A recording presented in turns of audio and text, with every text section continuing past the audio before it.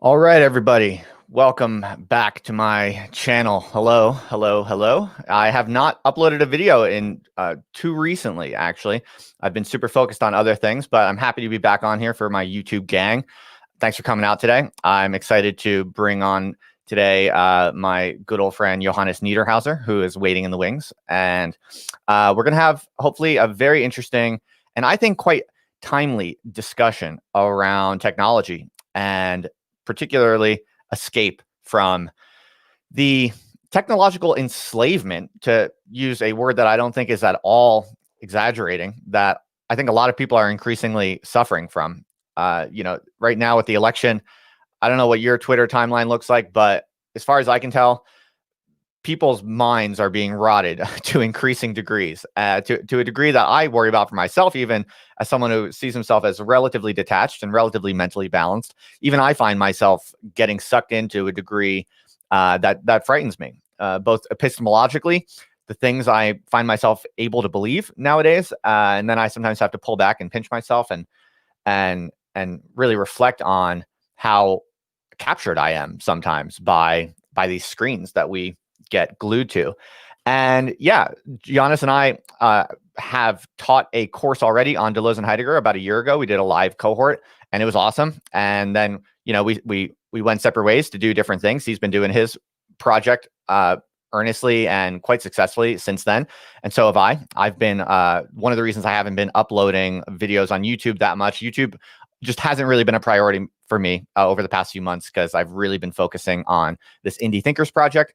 As many of you know, I quit academia, so I really have to hustle a little bit more aggressively and urgently than maybe some other content creators, because I'm really all in on this, So I've been really hustling and working hard to build durable, long-running, hopefully, business systems, essentially, so I can really build up in the long run, really build a serious media empire and a sustainable business that is going to hopefully, if my vision is correct, revolutionize the nature of how intellectual life is conducted today. So forgive me for not uploading recently. That's why I have been, MIA a little bit from the YouTube scene, but I wanted to jump back on here as Johannes and I are now getting ready to reopen the Deleuze versus Heidegger seminar. I thought, a lot of our initial people who joined the course last year and really enjoyed it, I think initially found us through YouTube. So it just made sense to hop back on here and have this discussion on here. This will be kind of a warm up for Johannes and I. We are gearing back up, getting our noses back into the Deleuzean and Heideggerian texts on philosophy. And we thought, since we're going to open the course on November 22nd, that will be when it starts.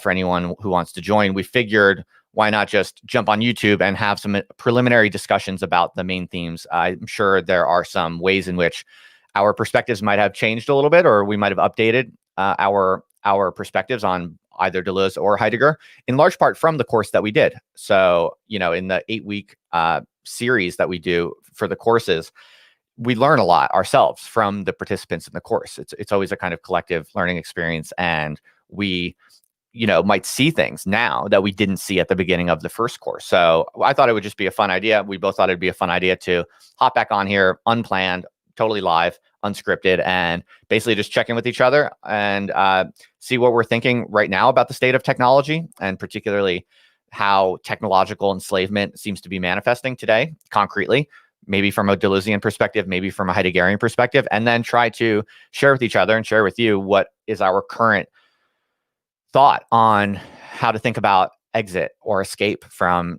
technological capture. And I'll be curious to see if Johannes's attitudes or ideas have evolved in any way since I learned about them deeply from the first course that we did about a year ago. So yeah, I'm excited to talk to Johannes. I think that's enough by way of introduction. Real quick, I should probably say shout out to my patrons. Always so grateful for you folks. Couldn't do all the stuff I'm doing without you. You're all the people who kind of helped me and enabled me and empowered me to take this plunge into building all these new things I've been building since I left academia about a year ago. And yeah, so big thanks to the patrons as always. And before we get started, I just want to say that if you're interested, even just curious about the course that I'm doing with Johannes on Deleuze and Heidegger, you can get the reading list. It's totally free. You just download it. I put a link in the description below. So even if you don't need a fancy, intensive course with Johannes and I and the other participants, you could just use the syllabus to do your own self-directed study. So please feel free to do that. You can grab the syllabus in the link in the show notes. So yeah, let's get into this. Johannes has been patiently waiting in the wings. Let me bring him in now, and I will also be paying attention to the chat. So please do let us know if you have any questions or you want to chime in on any of this. Johannes, how you doing, buddy?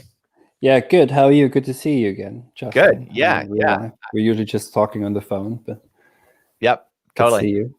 I haven't been doing too much YouTube, as I mentioned before. But I think you have. Maybe we should start by, why don't you give us an update on everywhere you've been since last time you were on the channel? Because I believe last time you were on the channel was quite a while ago, and you've been killing it. You've been working really hard, making videos on YouTube, developing your own ideas, developing more writing, I believe.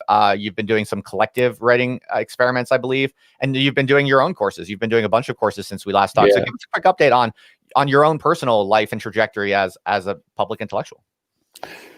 So I think Justin and I talked, I don't know, maybe September, October last year or so, to kick off the Deleuze versus Heidegger course, which we developed after the first live stream we had, which was a 3-hour beast dialogue on Heidegger. I remember that one. Talking of, what was it? You say people's brains are melting. I think ours were melting after those 3 hours. But Justin and I met in London last year, and we talked for about 10 hours. With a 1 hour break or so in between, and we kept talking, and then the idea developed to have a course on technology, because that's your interest at the time was Deleuze. I've written a PhD on Heidegger, and technology is one of the three. Heidegger is one of the philosophers of technology, obviously, one of the first to point out that perhaps there's something uncanny or weird about technology, that there isn't a straight continuation from a hammer to a nuclear bomb or to cybernetics, which at the time, when he raised the issues in the late 40s, early 50s, publicly, and he did so, by the way, publicly with engineers and teachers, and actually not two philosophers. So that's very interesting. I think it's also very relevant to mention this, that Heidegger makes these points and raises these issues with people who actually work in technology, who have to deal with what these new powers give us, make possible, and also what kind of destructive forces they have. So, but to come back to we developed the course over the fall of 2019, and then launched it early on in 2020, which now feels like a decade ago, because this year, I mean, I had certainly planned to do more courses and be more active online, because it's one way of a line of flight to some degree, right? I like it. You're really taking on the Deleuzian vocabulary, Johannes. This was unexpected. Yeah, this is 2020. I don't know what's happening, but I made a video early on during the COVID crisis in April, where I made a spontaneous live stream, which is on my channel. I think it's actually entitled "The Deleuzian Virus." And I say during this live stream, I say, I cannot put it in any other words. Like the language I can only describe this in is the language I learned in our Deleuze versus Heidegger course. Huh.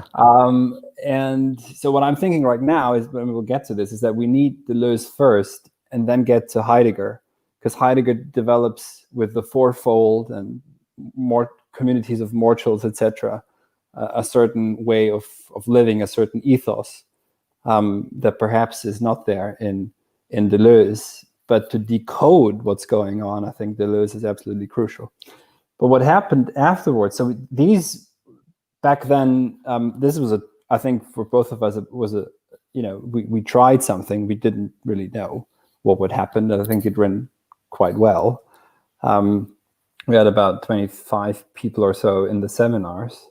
And after that, I've been teaching a course on idleness with dignity, one on Heidegger on death. So my book, which is now coming out with Springer, my PhD thesis was on death and Heidegger, and also technology and the thinking of the event and the fourfold and language, poetic language, etc. I taught that, and I just recently finished this week actually a course on Nietzsche, and I did something that's completely insane. I wrote a book. So I did the old guard way. So it's 7 lectures, 7 weeks, live lectures every Monday, where I wrote a new lecture for every single week. So I'm exhausted now. But I did it, really I wanted to do it in a way that you're not at university. You no longer, not even if you're a full professor with everything, right? You're supposed to teach secondary literature, the same course every year. You're not supposed to write something original. So I wrote a book on Nietzsche and taught that. It is an excellent method, actually. I like that you did it that way. It is, and then so you have the lecture. That's that's for the lecturer, and that's going to be similar with our course. There are the set lectures, but then the seminars. So I had seminars every Saturday. A group of students meet, and they discuss the readings, and they generate their own reading of the course. So my lectures are, they're important because they give some guideline, but then the seminars are really there for students to share, and that's why we have the breakout groups, etc. That's right. So something that I think both you and I have learned from the initial course that you and I did on Deleuze and Heidegger a year ago, that was my first effort to do a serious online course really properly. And it was on the success of that and on the quality of it that I was really like, oh, this is going to be huge. Like this whole new thing of doing online courses, doing genuine high-level philosophy courses, just independently with interested people on the internet. I was immediately convinced after doing that first round of Deleuze versus Heidegger with you that this is going to be big, and I'm going to keep doing this because it's just so real, and everyone seemed to enjoy it so genuinely that the one thing that I kind of did between our first course and the other courses that I did since then, just like you said, you've been doing courses since then. I've also been doing courses since then, not as many as you, but the one that I did with Nina on Bataille. One thing that I tried to do with that course, that in large part I kind of learned from the first course, was I really tried to lean more and focus more on encouraging and supporting the participants in the course to produce their own work. Because something that I learned in the first course with you, Johannes, is that the people who join our courses are really quite capable and really quite enthusiastic. They have real ideas. Almost everyone in the course had their own real ideas, and they were interested in developing them. And that's something that I'm really interested in doing more and more. And so for this second round of Deleuze versus Heidegger, since the year that's passed, I've built all of these structures that really give people way more support, essentially. And I can go into that if people ever want to, ask me questions or whatever. But that's essentially what Indie Thinkers has been. And I've been building that full time pretty much since I launched our first cohort of Deleuze versus Heidegger. And Indie Thinkers is pretty much all about these different structures and systems that by being a member of the course, you also get access to. And it's all about pretty much enabling you and empowering you to produce your own work better, faster, more effectively, and to actually even start building audiences around it. So to me, that's the most exciting kind of next step of this online course game that people like you and I are exploring as philosophers or scientists or whatever the case might be. So yeah, that's what I'm kind of most pumped on moving forward, and including for our course that starts on November 22nd. So are there other particular takeaways for you since the last time we taught the course? It's incredible. So there's a couple of people who took that course, and I met them in the Deleuze Heidegger course, and they've been with me till the end. So they've taken every single course since. Oh, wow. And what came out of the Idleness with Dignity course is that I invited them to give talks, the pro seminar, what we did also spontaneously. So that's something else we're offering. You offer this, I offer this with every single course, is if you want to, you can give a talk. So there will be some guidance up to this, how to do this, etc. But when we had the presentations for that Idleness with Dignity course, I just thought, these essays are so good, so we published them as a booklet. And then nice. with Halcyon, with my guild, as I call it, it's a conglomerate, to say, a spontaneous order. Sometimes people coming together doing things, and there's a forum as well where the people exchange their ideas. But there are people there's someone in particular who's so incredibly driven, knowledgeable, wanted to do a PhD and might not do it. But I said at some point, just don't do the PhD, but do the research instead. Do the research instead. Do you need the structure? What do you need the PhD for?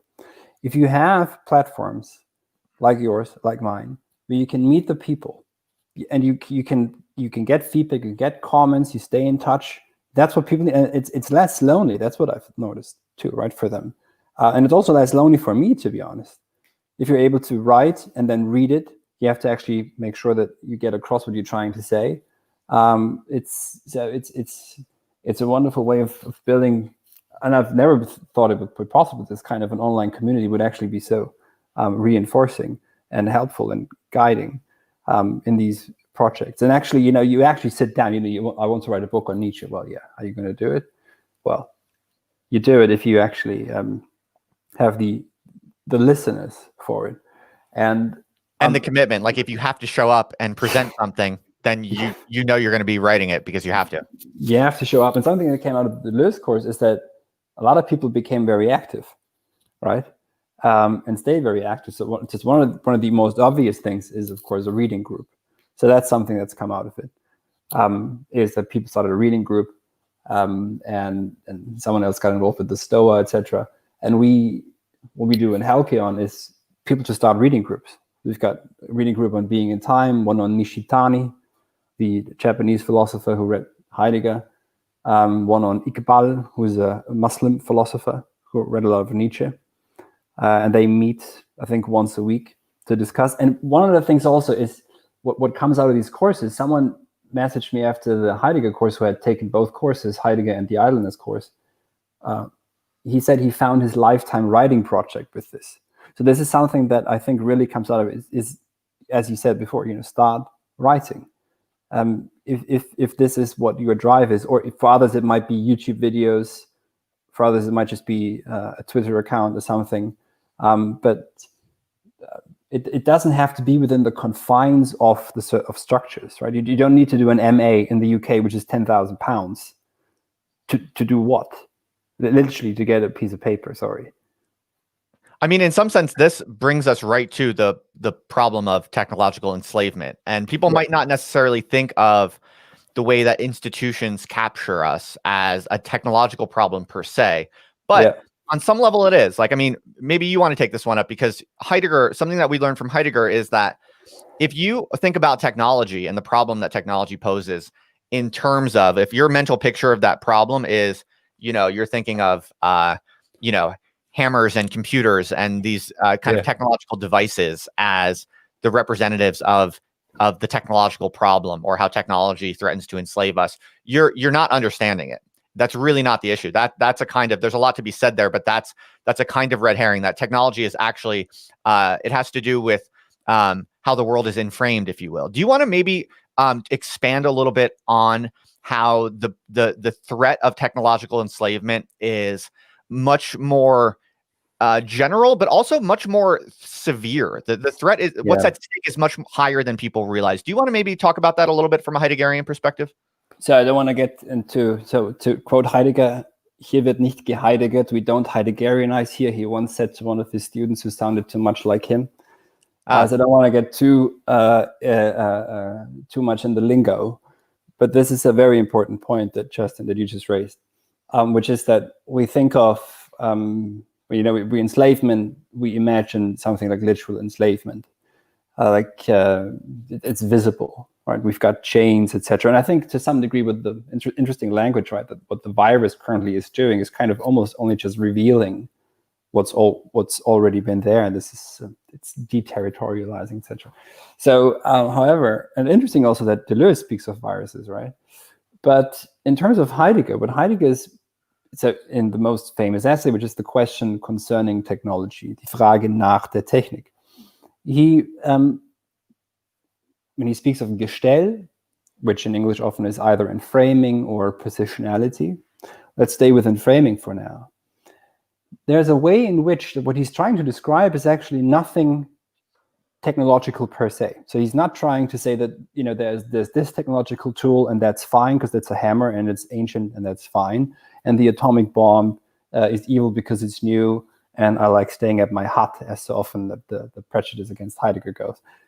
He's trying to say something much more subtle, much more profound, and unfortunately also much more dangerous, which is that the way in which the world, or in his language, the way in which beings now appear, is always already and framed in such a way that everything stands ready as a standing reserve or standing resource, perhaps also, that's perfectly adjusted to its position and just waiting to be exploited. So that nothing is allowed to linger or arise or come into its own in its own way. We don't let beings be. We don't let things be of their own accord. So his example is, for example, right, the Rhine. He says the Rhine is ordered to be a source of energy for the turbines of the water electricity plant, but the Rhine is also ordered at the same time by the industry of tourism to stand ready as an object of exploitation for enjoyment. The Rhine itself, however, is never showing itself, as it were. Right? Everything's ordered, so it becomes very subtle. So it could even be, and now, however, it's become so massive that it's way easier to show. There's one of the examples I use sometimes, is the romantic weekend. So we can, before when travel was still a thing, you could order a book, and it's a very weird example, I know, a bit silly, but you could book a romantic weekend, and that's you're formatting something before it occurs, right? And I know it sounds silly, but everything is pre-formatted. We're pre-formatting, and to come back to the university, how often, when we're honest to ourselves, and me included, do we go to a university because of its label? Not because of any of the content that we're going to read or any of the thinking, but no, you go to Harvard or Warwick in my case, or anything else that has a certain label, a certain standing, a certain status. And in the UK, it's very obvious because here they speak officially of the student experience, which is one of the ways the universities are ranked in. You remember this from your time here. So nothing is in its origin, as it were. But so there's a capture, to speak in Deleuze's language, by an institution to be drawn in by it, and that's already a form of enslavement, as it were, because you're not there for anything significant beyond the pre-formatted or the label or the institutional sort of status that comes with it. So that's the weird thing about Heidegger, is that we actually have to move away from technological tools, which are just expressions of this, and then move towards how we see the world. And that's when we begin to see how we see the world is also the way, and this is what the course will be about on the Heidegger side, this is where an escape becomes possible, is by seeing for what it is. Okay, great. That's great. So I can chime in a little bit here on the Deleuzian front, because something you noticed before that's really interesting is that Deleuze does talk about viruses, especially in the postscript on Societies of Control, which is one of the texts that we pay very close attention to in the course. And what's interesting about this concept of the virus is that, well, first of all, we are living through this global catastrophe that is essentially defined by a virus.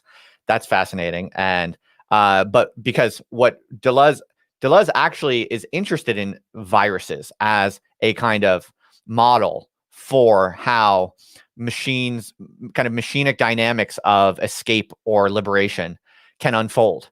So one interesting hypothesis that we might want to explore, and obviously what we end up talking about is mostly a function of what the participants are thinking. But one thing I could see being very likely a topic of great interest to explore is, we are in this context right now where there are essentially viruses in competition. Because you can think of memes as essentially viruses. I mean, memetic, the nature of memetic information spread is essentially similar or homologous to the spread of something like coronavirus. And you can actually understand the contemporary digital context as this environment where there are all of these essentially competing viruses. And on some level, you can put actual physical viruses, real threats to our bodies, such as the coronavirus, you can, in some sense, put them on the same plane with various memetic enterprises, right? When you think about all of the kind of conspiracy theories going on, and when you think about, especially in the wake of the 2020 American election, viral phenomenon is perhaps one of the most important and pressing types of phenomena of this particular moment. And I just find something very, very attractive and pregnant there, given that it just so happens the virus as a kind of model of spread, whether it be of sickness or information or ideas or beliefs, is so salient right now. And it is literally one of the key lines in Deleuze's postscript on society's control, where he talks about viruses as being one of the most important models for how we think about dealing with technological societies. So I personally am very excited to think about that a little bit more and look into that, and perhaps find, I think, maybe some really, really important treasures of insight for navigating what we're going through right now. Yeah, definitely. And I think that's why the course is so weirdly prescient, that we started it here. There's one line, though, that always comes up in Heidegger when he writes on technology. And he actually has an entire essay entitled The Danger, die Gefahr. And that one or actually two lines are from Hölderlin that he always comes back to, which I also quote in the lecture course. Wo die Gefahr ist, wächst das Rettende auch, but where danger is, grows the saving grace also, which is from Hölderlin's hymn of the Patmos. But one of the things I noticed when I listened again in preparation for this to one of your lectures on the machines of liberation, I think it was, the way in which, and this made me rethink, because we entitled the course the first time around Deleuze versus Heidegger, not Deleuze and Heidegger. And that was, I think, Heidegger's much better. But I think that now, I really think, and I want to say this again, is that perhaps Deleuze allows us to, because Deleuze writes much later, right? Heidegger speaks of cybernetics, etc. But for Deleuze, it's already much clearer what this means and how this is extremely accelerating, maybe in ways that Heidegger couldn't even foresee. So if anyone's interested, Heidegger speaks of cybernetics in a text entitled The End of Philosophy and the Task of Thinking. That's where he explicitly mentions the word kybernetic cybernetics. And what's interesting is the notion of war in Deleuze, and you can say a bit about this, but for Heidegger is a Heraclitean. So Heraclitus, as he says, is always behind him when he writes, and Heraclitus said polemos pater panton estin, which is Greek and means war is the father of everything. So it's not necessarily the state that wages war, but war, you could almost say, this is simplifying it, but war is like a primordial process that's always ongoing. And I think that's something I didn't really pick up on last time. And I think here is something that almost a university, right? That comes in where we can see. But then again, though, war for Heraclitus always brings order. It brings hierarchy, etc. Maybe there's a difference here with Deleuze, but where Heidegger and Deleuze, I think, are really quite near here is how you pointed it out, is that there is something about power, and Heidegger thinks about technology in terms of the will to will, a will that wills itself continuously, so that must will itself evermore at an ever greater expanse of power. And power is always wants more power, but it is at the same time, it requires such an immense focus to increase one's power the entire time that it's questionable whether this apparent increase in power is an actual increase in power, and where perhaps within this there can be lines of flight opening up. Because as of necessity, this is something you learn from Heidegger, any opening reveals a concealment, if you think in terms of concealment also. So our focus, of course, always goes to that which is immediately there, or seemingly immediately there and present. But in anything that discloses itself, there is concealment already active. And by focusing a bit more on what may be concealed, etc., that again opens up a way of escaping. Yeah, I mean, there's so much here. It's so exhilarating. I am almost like falling out of my seat with ways that I could expand on what you just said. It's so rich. And what's interesting and exciting is that we really didn't even talk about any of these specific themes in the first course. Like, this is all new. This is all new. I think the task of excavating the commonalities, but also divergences between Heidegger and Deleuze. I mean, we've only scratched the surface. It's so exhilarating, because you know what else you got me thinking is that you mentioned Heraclitus. You may or may not know that Deleuze cites Heraclitus quite a lot in the larger course of his career. Not a ton in the books that we read for the course, although we can definitely bring in some additional readings and some additional passages for sure. And you were just talking about concealing and unconcealing, and one of Heraclitus's most interesting lines is this idea that nature loves to hide. I find that extremely enigmatic. And in fact, Nick Land, in his recent book on Bitcoin, which is really just quite fascinating, I think really important text actually, which still remains quite underappreciated. But that's one of the main themes of that book about Bitcoin, this idea that nature loves to hide. I mean, first of all, what does that even mean? It's extremely enigmatic, but you see this a bit in Deleuze and Heidegger. In Heidegger, perhaps it's a little bit more well known, right, because of this concept of concealing and unconcealing, and this kind of perspective on truth that Heidegger has and is well known for. But you also see it manifest in Deleuze's philosophy also, and I would summarize it something like as follows.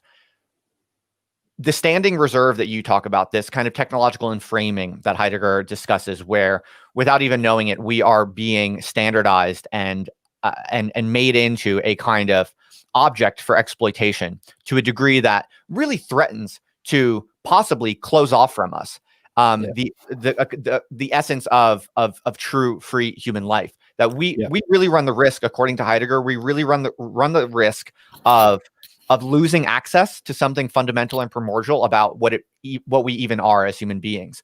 And so that's one of the things that's at stake for Heidegger. And what's interesting about Deleuze's approach to technology is that you see a very similar concern. Deleuze is equally interested in and concerned by this threat, I believe. For Deleuze, you are inclined to think about it more in terms of technological capture. I think is the phrase that's kind of the watchword in Deleuze's work. This term capture. There are, of course, whole sections in his famous works with Guattari on apparatuses of capture. So what he's interested though in is essentially what we're talking about with this threat of enframing and becoming standing reserve, according to Heidegger. And for Deleuze, I think similarly as it is for Heidegger, although quite different for sure. We don't want to overly conflate things.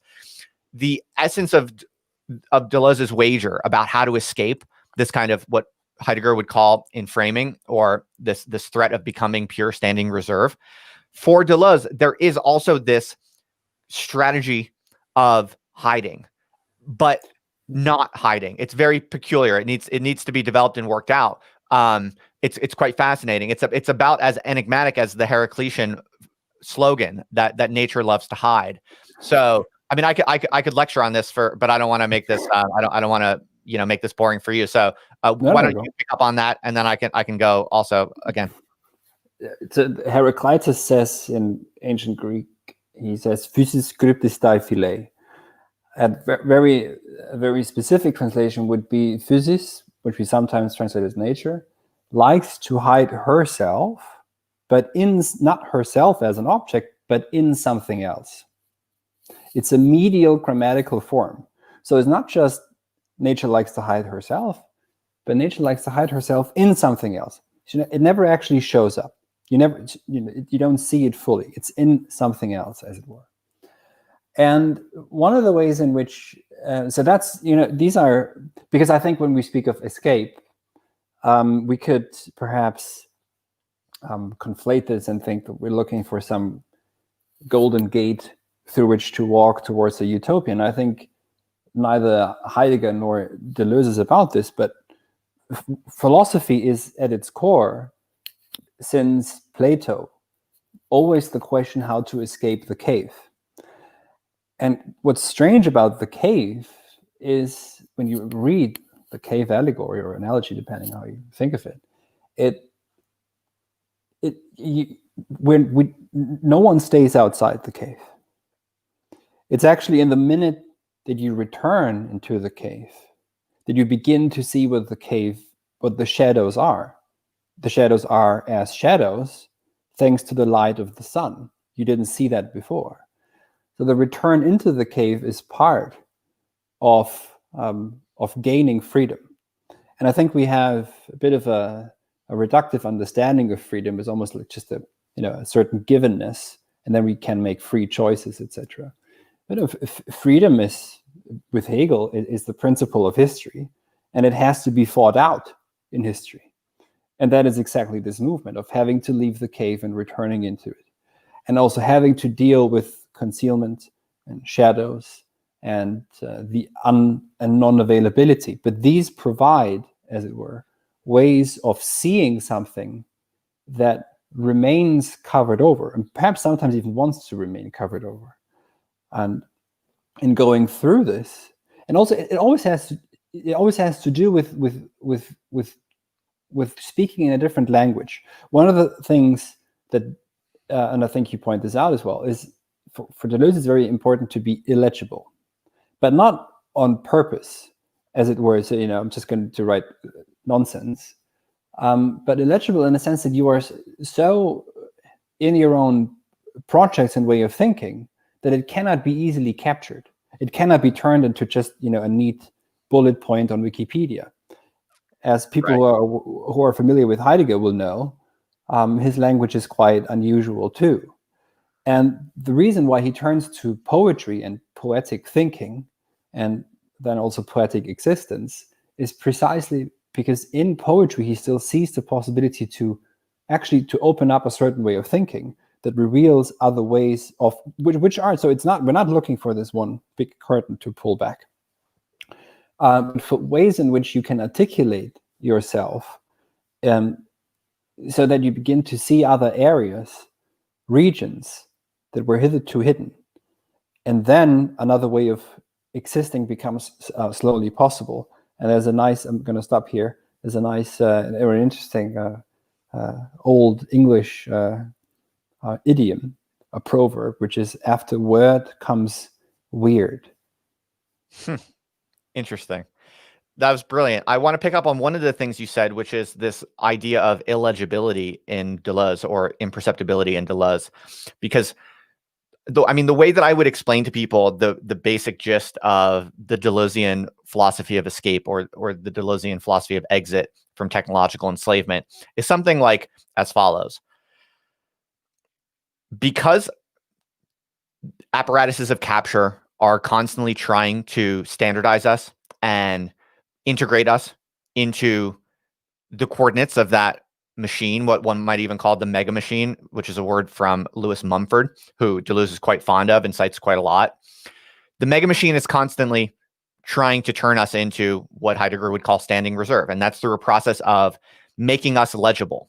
So we might think one thing and we might say one thing, and the mega machine will twist that a little bit to make it fit the system, essentially, to make it legible. So we might actually be trying to get at something quite original, something truly novel, something that maybe the world has never heard before. But as soon as you put that word out into the mega machine, the apparatuses of capture, it's going to pervert that and twist it into whatever within its grids of legibility makes the most sense for its own operation. So your ideas, your energy, your whatever you're trying to create or bring into the world is constantly being twisted and seduced and morphed and kind of sucked in by the mega machine. And I would say the telltale signs of that are essentially what we think of as capitalistic kind of incentive pressures, right? When you put an idea out into the world, right, you are, if it's of any interest to anyone, you're immediately confronted with essentially temptations and seductions to perhaps not go straight down that line of flight that you're really interested in, which actually makes your ideas interesting and unique and worthwhile, but actually turn that line of flight a little bit to make it fit in a little bit better with the coordinates that are legible to this mega machine, to use Lewis Mumford's phrase, but what we might also say this will to will in the Heideggerian phrase. So we are constantly being sucked into this will to will and tempted away from our true lines of flight. And so the real question when it comes to escaping technology in the Deleuzian register is how to stay on that line of flight without getting sucked into the mega machine, to the apparatuses of capture. And I think his essential teaching, if I had to boil it down, in a very kind of simplistic, cartoonish way, the essential teaching is to essentially go so far off the grid of legibility, kind of start in a way that is in principle so illegible to the standard kind of operating procedures that the mega machine can't even get its hooks in, essentially. And then it becomes a question of what are the conditions required for independent thinkers or creators, and because this is ultimately about creativity, and I think this is something we should also talk on before we wrap this up at some point today, because for both Heidegger and Deleuze, they both seem to believe that the avenue for escaping technological enslavement has something to do with art, with whether it's poetic existence in the Heideggerian register or novelty and creativity in the Deleuzian register. So we should talk about that a little bit more. But basically, the real question for us as philosophers, and for the types of people who are interested in these questions, not as an abstract academic exercise, but I assume the people listening to my content and your content, like we're all just actually thinking people trying to solve real problems that confront us. And we feel and we see the problems and the threats of technological enslavement every day. We feel it as a threat to our actual livelihood as thinking free human beings. And so when you think about it in that way, where it's not just an academic exercise, it becomes a question of what specifically do we need to do? What types of conditions do we need in place? Do we need to cultivate to allow our thought and our creativity to be sufficiently off the grid of the kind of systemic apparatus of capture's grid of legibility? And I think that's something I could say much more on, but I want to leave it at that for now. Okay, yeah, so maybe we'll talk more at the launch event also about that. On the 22nd. On the first day, sure, yeah. So maybe you can mention what this is like for people who don't know at some point. But here, Heidegger ends his. So there's many essays by him and texts on technology, but the most notorious one is the question concerning technology. And here he says the word Technik in German, and also technology, of course, in English, or technics. Comes from the Greek word techne. And techne also means art. So Heidegger does see in techne also another way of disclosing the world that's more in line with a human ethos and not a world of machines. And something else that goes a bit beyond, maybe it's also in line with Deleuze and Heidegger, but anything that happens, I mentioned at the first live stream we did this, that dialectics is, to a certain degree, and Heidegger says this literally explicitly, he says dialectics is now the steering method of the planet, and you make of that what you will. But any dialectics that's opened up, and always look for those dialectics because they're quite obvious, right? You vote for this party, you vote for that party, you're pro this, you're against this. It's quite obvious how this works. And we all like to have our opinions, right? And be very, very righteous about them, self-righteous. But every dialectic that's opened up purposefully opens up a myriad of dialectics that cannot be controlled. And at the same time, something like a lockdown, for example, leads to turnings that are unforeseen. I had people in my courses who remembered that 25 years ago they read Heidegger. And they would never have remembered this in the workings of the will to will of the everyday. But being at home, working from home, having weirdly more capture at home from work, right? Because you're more surveilled when you're at home, but at the same time, you're also at home with your kids. And you begin to remember, because there's a bit of all of a sudden, all of the much of the the enframing that we're living through and that we have to face every day, we just leave the house, that collapsed. And it's not probably possible to keep up this level of machinery only in the digital. And it helped people, and I've seen it this year, to remember, to come back to themselves to a certain degree. So you have here, I'm trying to give maybe a strange example, but you had here at one sort of an increase in capture and surveillance at home, but at the same time there was something else opening up, and it's always that which is unexpected. You don't lean into that where all the rage is going right now, right? This guy won, this guy lost, etc. I'm pro this, I'm against this. It's all the rage is pouring into this. No, lean into that where it actually, you yourself right now, you're being pulled towards really, right? And this is probably something else entirely.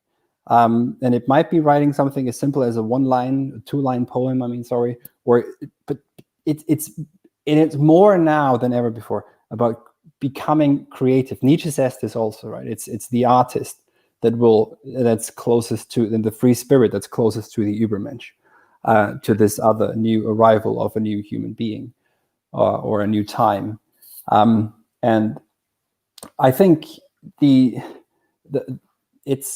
more something, the more control there is, and the more algorithmic control, the greater the outliers. Like any mathematician can tell you that.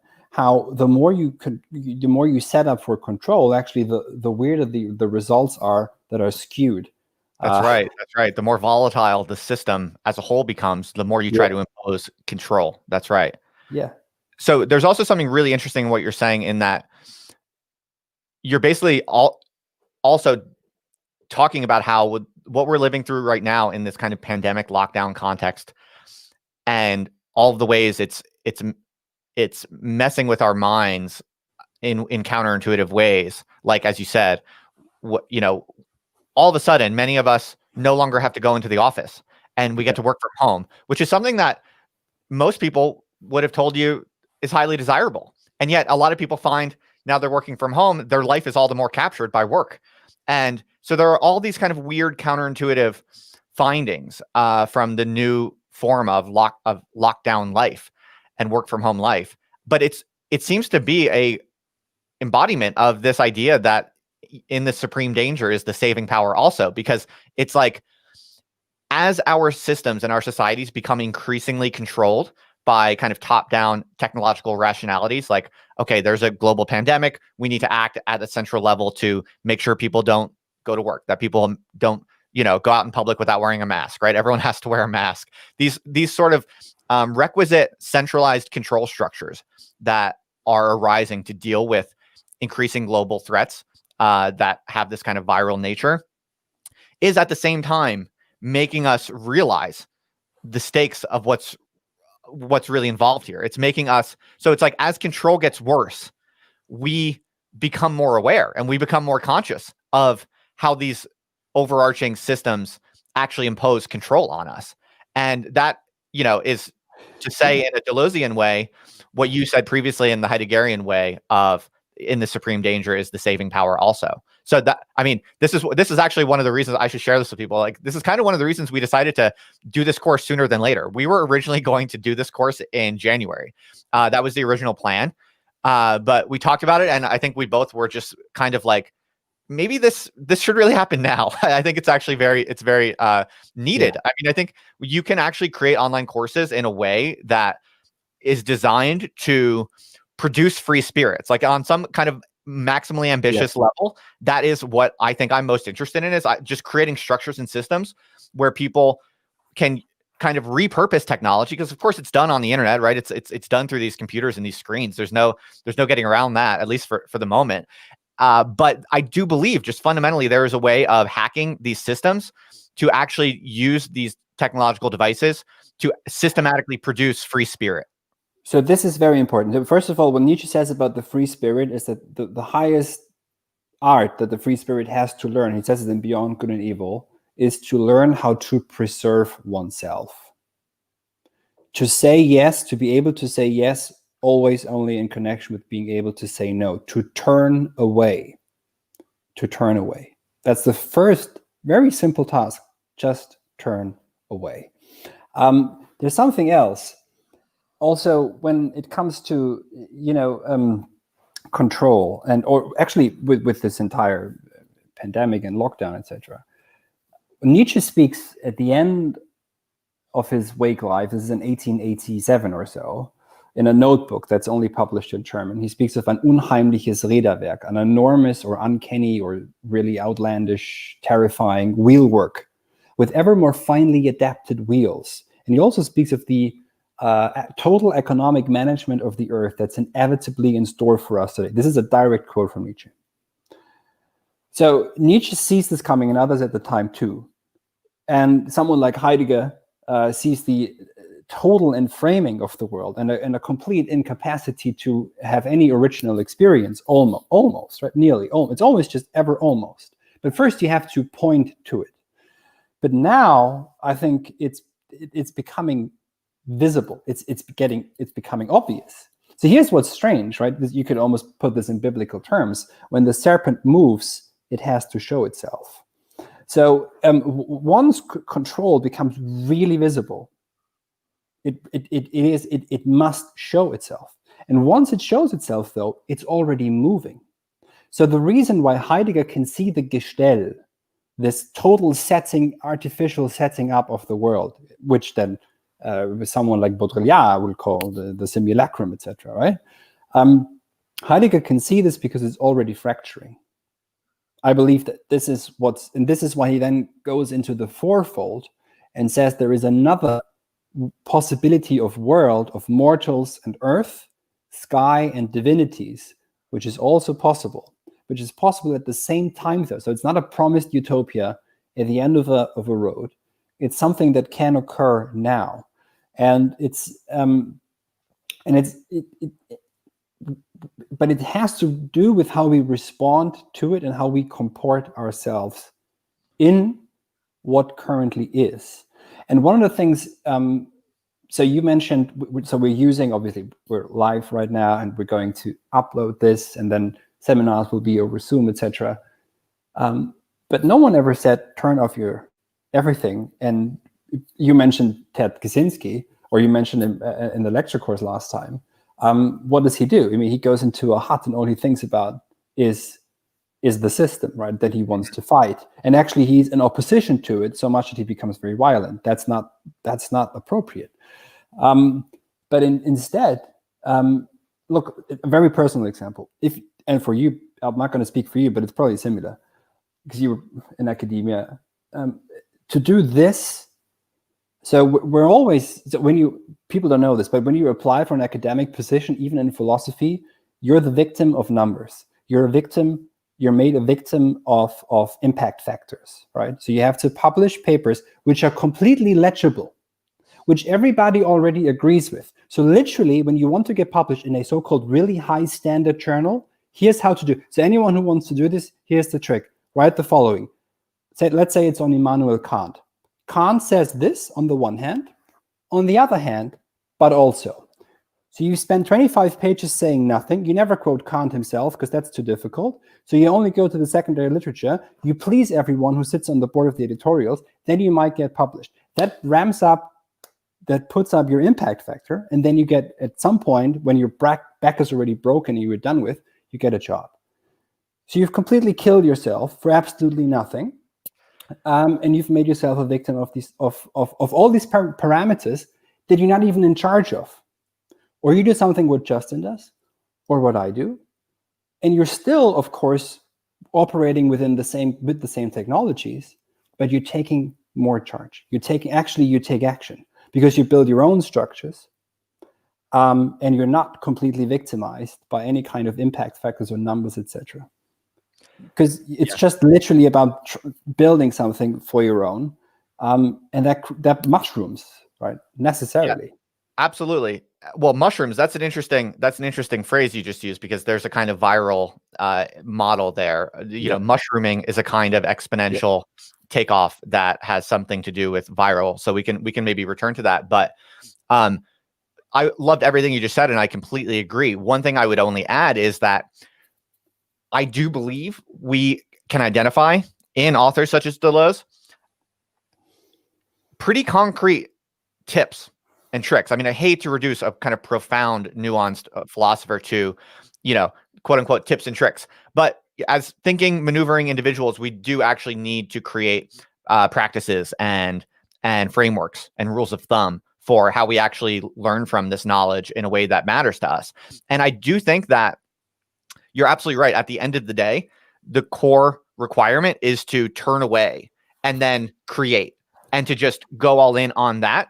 But I do think that there are many pitfalls along the way. There are many ways in which you fall off the line of flight. And I think one of the most interesting and attractive values to Deleuzean's, to the Deleuzean philosophy is that there's a lot of different pointers in there that I think remain to be explored that most people don't really appreciate about how to avoid those pitfalls and how to stay on that line of flight. And for what it's worth, everything I'm building, I mean, I'm sure you probably would relate to this in some degree also, Johannes.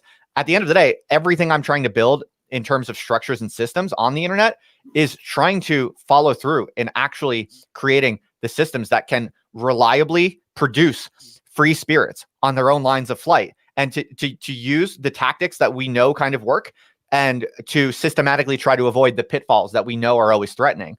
And I do think there is a bit of a social science to that. I really do think you can do that. And I see the world right now as this kind of race between those who are trying to build systems to produce free spirits, racing against the apparatuses of control. And in some ways, both are accelerating and both are competing. And the question is, who's going to be able to create the superior viruses that are able to outcompete the others, I think. And just very briefly on the related topic, there will be naysayers to any of this, right? Who say all you do is just you create another, you just become enslaved by another machine that you're building, etc. Right. No. No, because absolutely not. I mean, first, build something comparable and then we talk. Second, I can guarantee this from my own experience. And also just writing the course, I remember emailing this to you saying, this is exhilarating because I'm just now writing myself free. I had just written a book on Heidegger, and you have to write it in a certain way. You still get to say more or less what it is you want to say, but you have to phrase it in a certain way that it's publishable. And this process just of writing, getting into this atmosphere almost of writing in a way that this is what I need to say now, so that I have said it.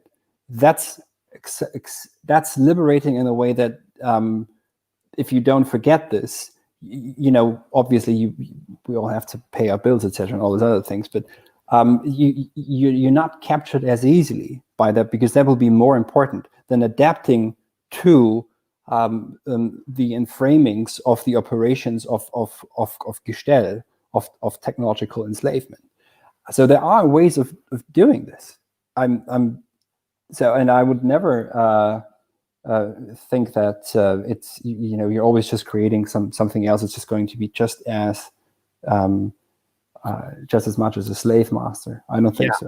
I'm really glad you said that. And someone mentioned this in the comments. It's a really good question. It's a really good point, right? By defecting from the apparatuses of capture and trying to create viable, sustainable systems that actually produce truly free spirits, there is absolutely a serious risk of essentially just replicating the rotten structures that we're defecting from. Absolutely. And in fact, I can remember this was something that came up a lot in the course when we did the first live cohort of seminar sessions. We were talking about this a lot because one of the key themes, the way we talked about it the first time in the group discussions, and this is always unpredictable. It always kind of depends on who's there and what people are thinking. But I remember a term that came up a lot was this concept of instrumental rationality, which is an idea originally out of Max Weber, is analyzed quite a lot and quite impressively by the Frankfurt School, but it also is quite useful, I think, for understanding some of the commonalities between Deleuze and Heidegger. At least that's something that emerged to me anyway in the course of the discussion seminars in our first cohort. And So we talked a lot about this, how instrumental rationality is essentially one of the watchwords for what enslaves us, and how we're constantly being kind of seduced into structures that come to oppress us. And one of the things I remember us talking as a group, it was fascinating. At the very end, we kind of really confronted as a group. We were like, well, what does it mean for a course like this, right? Because we build you and I built this structure on the internet. It's a technological structure. We charge money for it to operate. What does it mean? Because are we, we really tried to analyze this. Like, are we really replicating the instrumental rationality we're trying to escape from? And I remember one of the most impressive and satisfying rewards of that course, one of the novel results of that group research we conducted through that course that still sticks with me, that has changed the way I think, is that something we all saw, I think, and we generally agreed on, was that in order to escape instrumental rationality and apparatuses of capture, one needs to create systems that harness it to some degree, but in a way that is more thoughtful and intelligent and prepared, such that it does not come to capture. So yes, you do have to create these negentropic structures, these rationalistic, instrumentally rational structures in order to escape instrumental rationality. The only question is, can you add additional conditions or features, or can consciousness and awareness itself be one of those features that, if you follow through on it and you stay on that group line of flight, you are able to systematically avoid the ultimate oppression and exploitation that instrumental rationality generally leads us down. And I think we all came to the conclusion that that's what we were figuring out, and that there is a way to keep that line of flight open, even though you have to build an instrumental rationality system in order to create these structures and make them work. What do you think? Yeah, because we flipped it.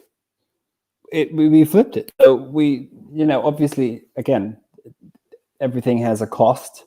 There is a cost to even just the machine I'm using to talk to you. And the bills to pay to turn on electricity, etc. And any kind of commune, right? Any kind of hippie commune, at some point, if they get serious, actually turns into a business, and they sell their organic bread and produce, etc. And they are very good at bookkeeping if they want to keep going. But what we did, and we realized this during the course, because it was a bit of a pilot for both of us, is that by using instrumental rationality, just in terms of how it's being presented, etc., actually in the seminars it flips around and it's completely gone. And that's a very different experience compared to, I speak for myself now, teaching at in academia in the UK, where officially it's non-instrumental, but we are confronted with students who are very often quite fearful for their future because they're getting into a huge amount of debt, even in the UK, not just in the US. And it's never free. The classroom is never actually free because there's a lot of anxieties, etc.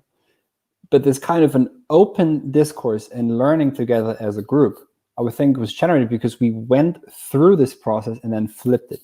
And it just came about spontaneously also, which is fantastic.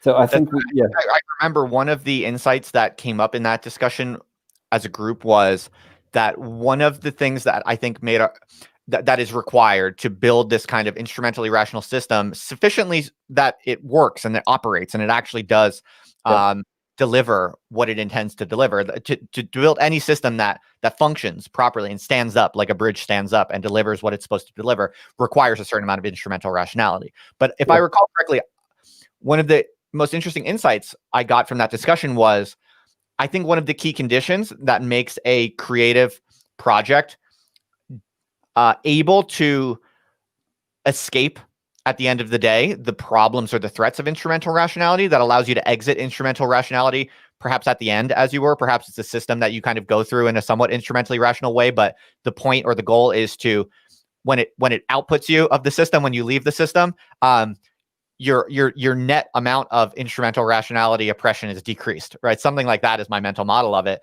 And if I recall correctly, something I learned was that one of the key conditions is that you're not selling the system on claims of instrumental rationality. That was something I really took away from it, because you and I have always been very, I think, precise and insistent that when we create a course, we are not selling you something that is going to get you a job. We are not selling you something that is going to, make you money. Now, there is an interesting, fascinating dynamic here where the more you liberate yourself from instrumental rationality, the more you will find you are capable of doing valuable things that people will possibly actually value you more for and want to pay you for. That's a weird paradox, but interestingly, you only get that payoff in the long run if you truly and genuinely commit to doing truth-seeking work for no payoff whatsoever. And so that, I think, is one of the keys that we kind of discovered. I mean, not to toot our own horn or anything, but like this, we figured this stuff out and thought about this stuff. And I remember it to this day because we confronted it squarely as thinking, honest people in the course. And I do think that there is a real formula there. There is a real insight there about how to create systems that can systematically increase free-spiritedness or output free spirits, even though you have to bite the bullet of building instrumentally rational systems in some level. The Apollonian meets the Dionysian meets the Apollonian, to speak with Nietzsche. Absolutely. But yeah, and then also to be able to, and this is the Heideggerian, to be able to let go, right? This letting something occur in and of itself. I think that's the art of any good teacher anyways, is that seminars must take on their own life. They mustn't be sterile. They mustn't be standardized. They mustn't have learning outcomes. One of the things I loathe the most are that one is required to give learning outcomes. There are no learning outcomes in philosophy. We don't know. We are confronted with a text every single time I read Heidegger again for the 50 billionth time. There's something there I hadn't seen before. This is, I think, very important to not try, and so you need it to some degree, that instrumental rationality, but then there's a free flow. And I can say from my own personal experience in terms of YouTube, very often the weirdest videos with the worst quality and the least views, have an impact on people you wouldn't even believe who reaches out to you. It need just be the one right human being who has an interest in speaking with you afterwards, with whatever you're building, right? So it's not about the numbers. It's not about ramping up, get billions of views, etc.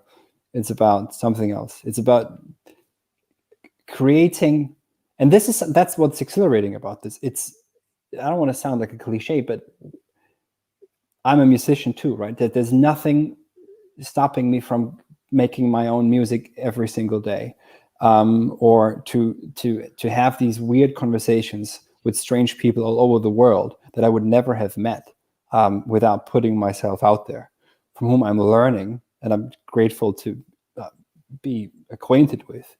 And it's always the attempt to not try to be standardized, but to break out. And you have to cultivate. It's a self-cultivation project, right? Self-cultivation in what sense? In the sense that you always accelerate on that, which enriches you as you go through it. Absolutely. And that is precisely what's at stake in the Deleuzian line of flight. In other words, you don't actually access that truly free creative plane that true art takes place on unless you are able to swerve away from the capture of instrumental rationality. And that's exactly what we're trying to model and understand better, and really refine our understanding of the mechanics of that, because there are real challenges involved. I mean, there are people listening to this, I am sure, who have some kind of creative project, whether it be writing or they want to make videos or they want to do music or whatever. And they wake up in the morning and there is something that just blocks them from sitting down at the desk and doing the thing that they know they want to do. And that, more often than not, is essentially the apparatus of capture. Because what it is you're often thinking, what are people going to think about this? And then you think to yourself, if I publish this video or I publish this song or I publish this blog post, well, first of all, maybe no one's going to read it. Chances are no one's going to read it. Maybe you don't have any audience yet, right? So it's instrumentally not rational for you to work on that piece of art. Okay. So out of the gate, you're blocked from doing anything. You're off the line of flight. You're oppressed. You're captured because of that instrumental rational calculation. But then there are layers to this. That's not even the only hurdle, right? Because even if, let's say, you have a little bit of an audience, right? So you know that someone's going to watch your video, or someone's going to listen to your song, or someone's going to read your blog post. Maybe even a hearty little number. That is more than enough to motivate a creative person. Yep. Next, your consideration, again, instrumental rationality is, oh, but this isn't good enough. They're not going to like it. They're not going to, give me accolades. They're not going to be impressed. My social standing is not going to improve from this particular item. So therefore, I'm not going to post it. And so it's like there are layers to this capture through instrumental rationality. There are layers to how the apparatus of capture functions. And the line of flight, or kind of poetic existence in the Heideggerian register, is precisely about how to access that true plane of creativity where you're able to actually just create. Yeah, Gestell, right? This essence of technology in framing wants to appear as exclusive. That's it. That's look out for this. It wants to be exclusive. This is the only way. There's no alternative, etc. And that's also its weak. That's where it fractures. And the art is always in being playful, right? There's a wonderful line in a poem by Chesterton. I remember only this line where he says, "The world was very old indeed when you and I were young." And in a conversation with someone I had recently, this gentleman said, well, this is because we have forgotten our sense of play. And it's the playfulness aspect that's really high in Heidegger. And there's a question by Alice in the chat that I should see, which ties in with this. Alice asks, how do I get into reading Deleuze and Heidegger with minimum knowledge about philosophy? I will say this about Heidegger. The texts that we consider in the course are, in fact, they're quite meditative. So there will be passages where he goes into Aristotle and Plato, etc., and there will be weird Greek words. But I would read them, as so often with Heidegger. He always comes back. He's very slow because he gives these talks to laymen, not to philosophers. So he gives very concrete examples too. And they put one in, again, a realm, you could almost say, where something else begins to light. I mean, we saw this in the last course. There were people who had no prior knowledge of Heidegger and then became ardent readers of Heidegger afterwards.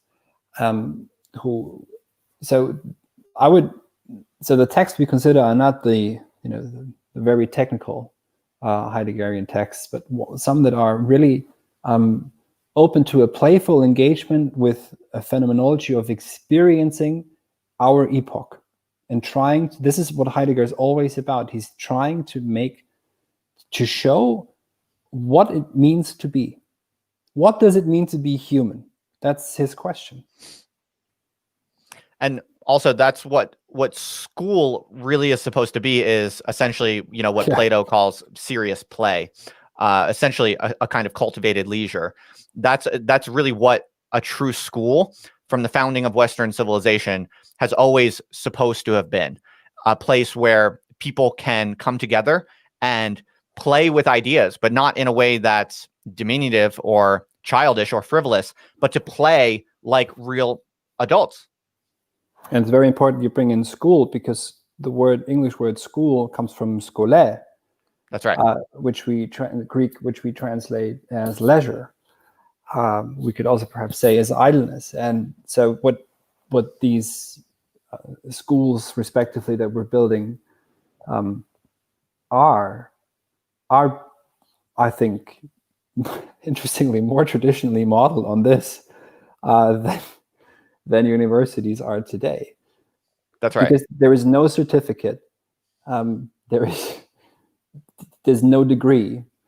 There is simply the invitation to begin to think, and then also to build and start.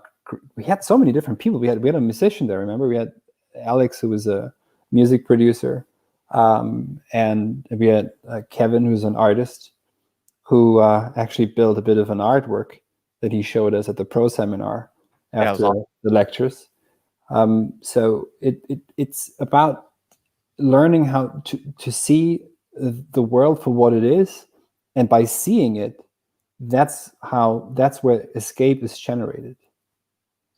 Absolutely, that's right. And it's by design that we don't offer things like degrees or these trappings of instrumental rationality, because to achieve that leisurely, mature play that a true school or schole is supposed to be, you have to go out of your way to evacuate the system of these instrumental trappings in a way.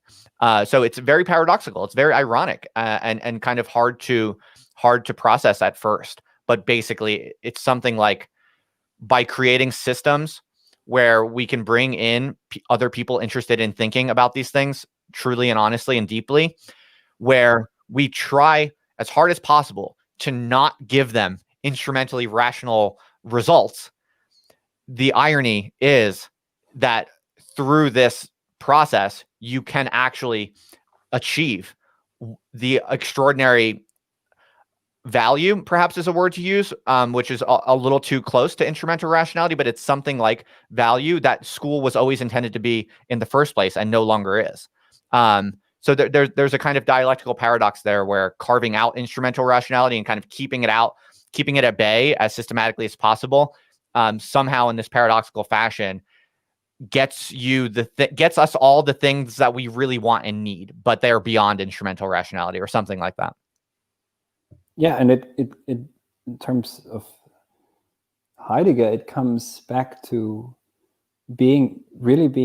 cultivating the capacity to see concealment and consider our concealments of our own, and also always that nothing, even as extremely powerful as it may seem, is eternal. We are still finite beings, and even though there are the fantasies of transhumanism to be immortal, the strangest thing is that the one thing they're fighting is death. So their entire existence seems to be predicated on death, which is what they're trying to get away from. But yeah, well, I think that's as good a place as any to maybe pause. I wouldn't say end the discussion, because it's only just begun, and that's what the course is all about. But we are coming up on an hour and a half now, so I'm sure you're busy. I'm sure you have other things to do as well. Are there any kind of final thoughts you wanted to get out there, or should I just basically remind people that this is a major focus for us right now? We're launching the course on November 22nd will be the first date. I still need to release some of the exact details, but that's the start date. That will happen. And really, if you're even just curious whether you're sure or not you want to join, whatever, it doesn't matter. You can just grab the syllabus from the link in the show notes and have a look at the reading list. Use it for yourself if you want to. No obligation to actually join the course. But yeah, if you're even curious, go grab the syllabus, and then I'll email you with more information after you grab the syllabus, how that's going to work. Yeah, and just a word on the 22nd, that's going to be a webinar for anyone who wants to join in. And then the course starts a week after. Yeah, that's right. This is the way I did it with Nina's course. It seemed to work really well. So basically, on November 22nd, we'll have what I generally call a kind of meet and greet or an orientation. That'll be the first day, the kickoff of the course, which will last about 8 weeks in all. We'll take a break for Christmas so people can spend time with their family and all of that. But the first day on the November 22nd will be all the people who enroll in the course. But also, if people are just on the fence, they're more than welcome to join and get a sense of who's all gathered there and the types of people that they're going to be doing this pretty intensive 8-week experience with. The reason I do it that way is because I'm pretty confident that people who come to the orientation are going to be quite pleasantly surprised by just the quality and the intensity of the other minds who gather into these courses. I've been so pleased by it. So on that orientation, pretty much anyone who grabs the syllabus, anyone who I have on my email list will get an invite to that. And that'll kick things off, and it'll be awesome. I look forward to that. So I'll see everyone and you, Justin, in 10 days. Yep. Nice to see you, Johannes. Thanks for coming on the channel. And yeah, if anyone has any questions, they can DM me or send me an email or whatever. Obviously, subscribe to my channel and click that little bell so you know when I go live and you don't miss it. Same for Johannes. I put a link to his YouTube channel in the show notes also, so go ahead and subscribe to him. All right. Yeah, if you need anything from us, you can contact us personally. We're always happy to talk. Otherwise, I hope to see you all on the 22nd if you're interested in doing an intensive Deleuze and Heidegger seminar on on philosophy of technology, develop your own ideas. And yeah, I'll send out an email with some details on the structure, because I have a few innovations that are going to make this course even better than the last one. And the last one was really quite appreciated by all the people who took part of it. So I'm super pumped. Johannes, I'll talk to you soon. Yeah, thanks. Thank you all. Bye. Thank you all. Yeah, take it easy. See you later. Bye.